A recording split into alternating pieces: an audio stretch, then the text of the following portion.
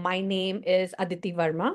I am a regulatory professional in the biotech industry for over 8 years. And I came to this program when I had no clarity about my next role. I think it had been close to 6 months, and I was not able to identify why the whys behind I'm not getting even an like a recruiter call or an interview calls, the right strategy of representing myself on resume.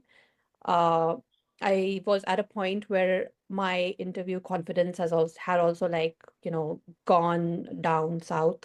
And the job market is probably the worst market I've seen ever. And I think for the first time in my life, I really thought to invest in myself, which I know a lot of women, especially South Asian women, do not invest.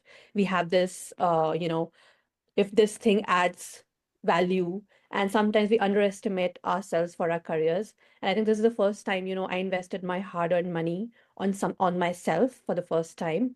And I think it was a big ROI for me. I think I got my confidence back.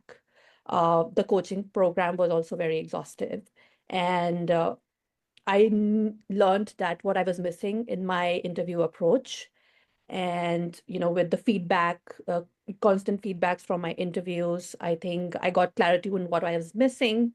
And with every interview, I think it really started improving. I started getting an offers, like, moving to the more final rounds with other companies. So I think the program really helped me in figuring out what I want in my next role. I think the confidence and the clarity, and also my interview skills have really improved.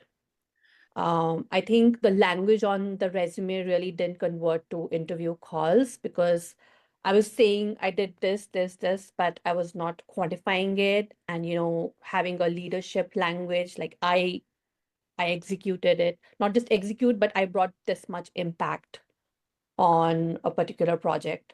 So I think reframing my resume and presenting myself just not as an executioner, but a leader making impact, Richa really helped me reframe it. And I think that, and also like optimizing my LinkedIn, doing the LinkedIn branding and optimizing it to attract recruiters. I think that really helped me to put my best foot forward. And also the third part is like the confidence, I think. I think the mindset calls and the coaching calls really help to, see people in the program that it made me feel like I'm not the one feeling, like this, this is a tough job market, talking to like-minded women in the programs and understanding everyone's, hearing everyone's struggles of the jobs market. It just made me feel a little less alone. I feel like subconsciously, I think I got too comfortable in my last company. But then when the layoff happened, I think I just did not have anyone to go to and discuss my issues, like have a professional feedback to tell me how to strategically align myself and, position myself in the most difficult market. So I think having a coach helps you understand things which you even don't know about yourself. And I think find the missing pieces.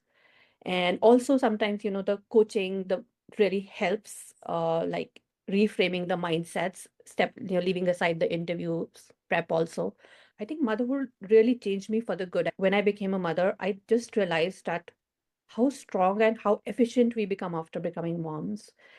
My time management has improved. Also, I think being vulnerable also taught me it's okay to ask for help, which I never used to do. I used to be like, I'll do it myself. But I think I had that family support to take care of my child when I was sitting in a separate room to study and prep for interviews and take on calls with you. Uh, but yeah, I think it takes a whole village. I'm lucky to have that support from a coach as well as my family during the most difficult period of my life, I'll say till now, and the most vulnerable. But I'm glad I made it. But I didn't make it alone. I think I made it with support from my family and you as a coach. So thank you. I did connect with a lot of like-minded women.